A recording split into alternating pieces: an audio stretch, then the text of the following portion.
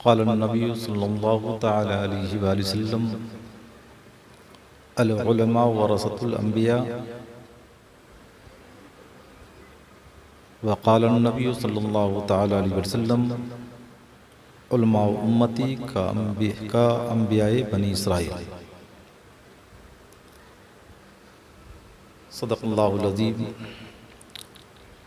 अल्लाह के नबी सरवर कौनैन मोहम्मद अरबी मोहम्मद मुस्तफ़ा सल्लल्लाहु ताला अलैहि वसल्लम का इरशाद पाक है, अल उलमा वरसतुल अंबिया, उलमा अंबिया के वारिसीन हैं। वारिस इल्म के एतबार से। और दूसरी जगह आका अलैहिस्सलातु व तस्लीम इरशाद फरमाते हैं, उलमा उम्मती का अंबियाए बनी इसराइल, मेरी उम्मती के उलमा बनी इसराइल के अंबिया के दर्जे में हैं। आज मैंने अपनी तकरीर का मौजू इल्म और उस पर अमल पैरा होना बनाया है। अल्लाह के प्यारे हबीब सरवर कौनैन मोहम्मद अरबी मोहम्मद मुस्तफ़ा सल्लल्लाहु ताला अलैहि वसल्लम का इरशाद पाक है कि इल्म को तलब करो और इल्म ही की बुनियाद पर तुम अपनी मंजिल तक पहुंच सकते हो। इल्म ही की बुनियाद पर तुम एक दूसरे के हुकूक को समझ सकते हो।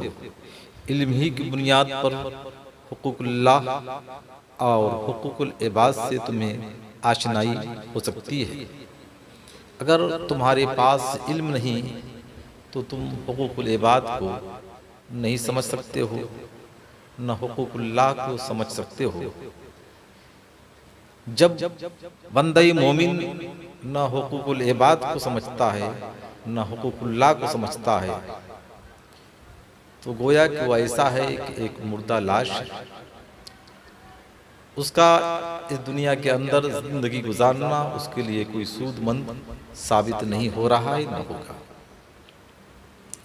हमारे असलाफ़ किराम की तारीख रही है कि हुसूल इल्म की खातिर उन्होंने जितनी भी जद्दोजहद करनी पड़ी, उन्होंने जद्दोजहद को सीने से लगाया और मंजिले मकसूद तक पहुंचते हुए नजर आए।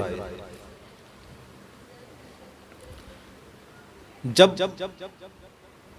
कोई तालिब इल्म या आलिम, मैं हदीस मुस्तफ़ा अलैहिस्सलातु व तस्लीम पेश कर रहा हूँ, जब कोई तालिब इल्म यानी इल्म का तलब करने वाला या कोई आलिम दीन किसी कब्रिस्तान से गुजरता है तो आका अलैहिस्सलातु व तस्लीम इरशाद फरमाते हैं कि परवरदिगार आलम उस कब्रिस्तान वालों पर 40 रोज के लिए अजाब उठा लेता है। और जब किसी आलिम का किसी बस्ती में दुखूल होता है, अल्लाह तबारक व तआला उस आलिम के कदमों की बरकत की बुनियाद पर उस बस्ती वाले को हिदायत की मंजिल पर गामजन फरमा देता है।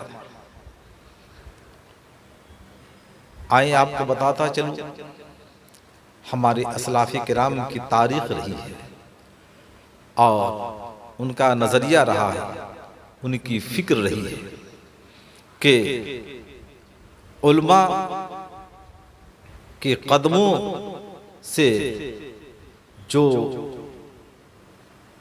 इंसान चाहे हासिल कर सकता है, शर्त यह है कि उसके अंदर यकीन कामिल हो कि मैं साहिब इल्म से अपना ताल्लुक़ रखूँगा, अपना लगाव रखूँगा, तो हम कामयाब होते हुए नजर आएंगे। हमारा और आपका दस्तूर है आज की तारीख में कि जब सुबह की सफेदी नमूदार होती है, हम और आप अपने बिस्तरों पर आराम करते हुए नजर आते हैं।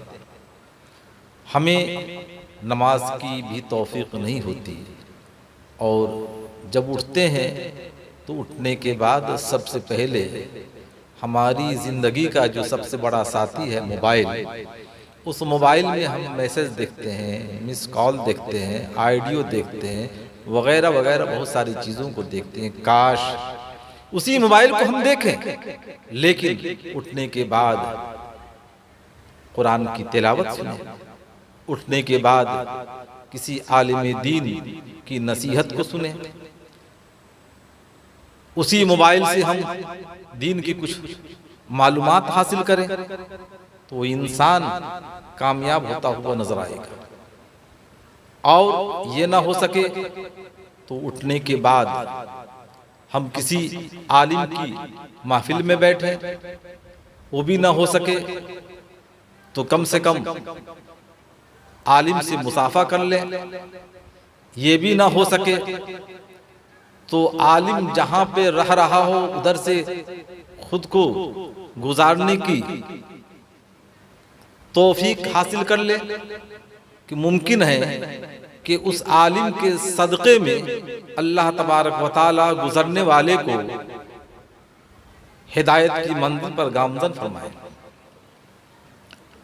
हजरत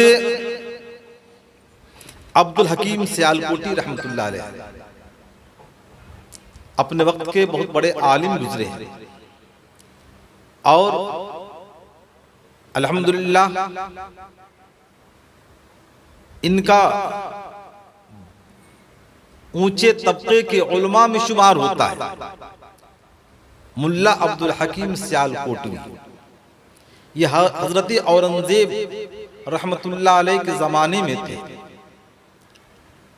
हजरत औरंगजेब रहमतुल्लाह अलैह कौन, जिन्हें हम और आप हजरत आलमगीर रहमतुल्लाह अलैह के नाम से जानते हैं।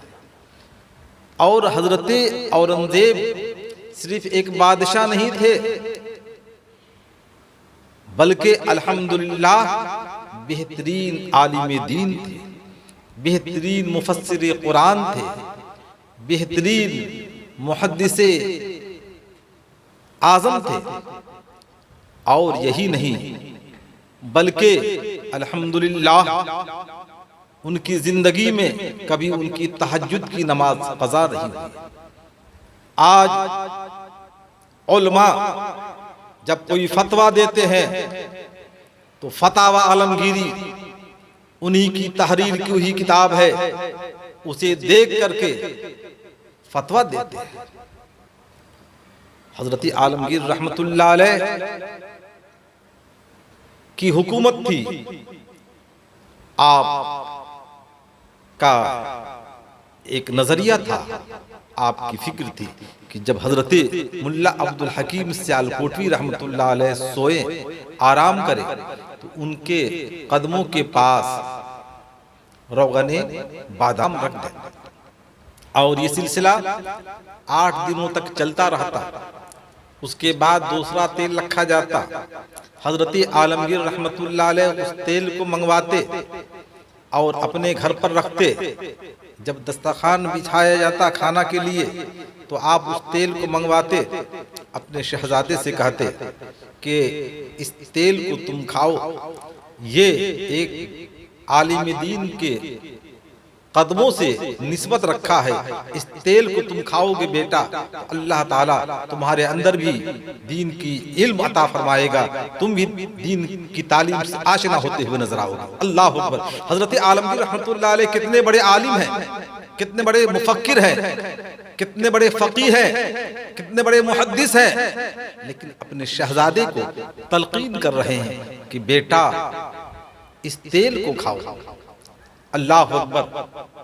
आप इससे अंदाजा लगाएं कि इतने बड़े आलिम का ये नजरिया, इतने बड़े आलिम की ये फिक्र, लेकिन आज हम अपनी कौम पर जितना भी अफसोस करें कम है। हाँ, अल्हम्दुलिल्लाह आज भी बहुत सारे लोग ऐसे हैं कि उलमा के कदमों को अपने घर में लाना बाइसे फख्र समझते हैं। आइए मैं आपको बताता चलूं, मॉरिशस की सरजमीन पर जब मैं इमामत कर रहा था अफ्रीका का एक छोटा सा हिस्सा है मॉरिशस। वहाँ अल्हम्दुलिल्लाह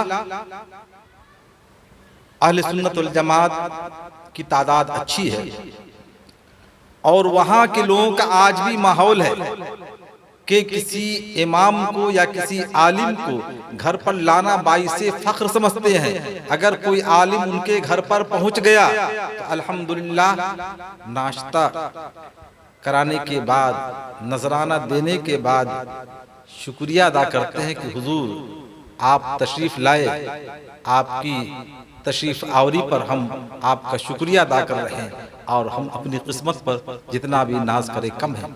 अल्लाह अकबर। लेकिन हिंदुस्तान, यहाँ उलमाओं की तादाद कितनी है, कसरत से है, लेकिन आज हमारी कौम का ये नजरिया नहीं है, आज हमारी कौम की ये फिक्र नहीं है। काश वो नजरिया हो जाए कि वो दीगर अतराफ में, दीगर ममालिक में मुसलमानों के रुझानात हैं, उनके नजरियात हैं, उनके अफकार हैं। दुरूद पाक पढ़ ले, अल्लाहुम्मा सल्ली अला सय्यिदिना व शफीयना व मौलाना मुहम्मदिन बारिक सल्लिम सलातु व सलाम अलैका या सय्यदी या रसूलुल्लाह सल्लल्लाहु तआला अलैहि वसल्लम। इस्लाम के मुक़द्दस शहज़ादों, प्यारे मुस्तफ़ा के प्यारे दीवानों, जब बंदा मोमिन इल्म हासिल करने की गर्ज से जाता है तो शैतान को तशवीश होती है, फिक्रमंद होता है, तरद्दुद की मंजिल पर गामजन होता है कि अगर ये इल्म हासिल कर लेगा तो न जाने कितने को राह रास्त पर गामजन कर देगा।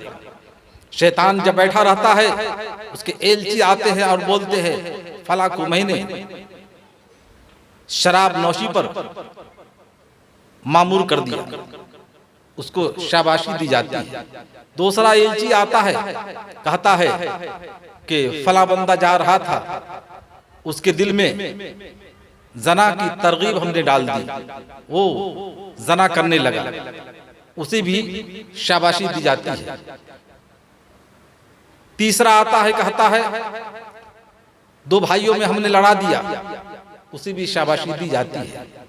चौथा आता है, वो कहता है हमने शौहर बीवी में ना इत्तेफाकी डलवा दी, उसे भी उसको उसकी खूबियों का इजहार करने के बाद उसकी तारीफ की जाती है और शाबाशी दी जाती है। एक और आता है जो कहता है कि एक तालिब इल्म जा रहा था हुसूल इल्म के लिए, मैंने उसे राह रास्त से भटका दिया, अब वो दीन की तालीम हासिल नहीं करेगा बल्कि दीन की तालीम के खिलाफ उसके नजरियात हो गए हैं, उसके अफकार हो गए हैं, तो उसको शैतान सीने से लगा लेता है, तुमने बहुत बड़ा काम किया। तो इस्लाम के मुक़द्दस शहज़ादों, आज इस दौर में जरूरत है कि हम खुद को पाबंद कर लें और हम अपने नजरियात को और अपनी फिक्र को इस तरीके से मजबूत कर लें कि हम जिंदगी के हर मरहले में दीन की तालीम हासिल करेंगे। तालीम के लिए कोई उम्र नहीं देखी जाती है, बचपना हो तो तालीम, जवानी हो तो तालीम, बुढ़ापा हो तो तालीम। तालीम जिंदगी के किसी शोबे में खत्म नहीं। इंसान जो समझदार है, साहिब फिक्र है, साहिब शऊर है, वो पूरी जिंदगी तालीम हासिल करता है और बल्कि कब्र की भी मंजिल आने के करीब होती है उस वक्त भी वो तालीम हासिल करता है।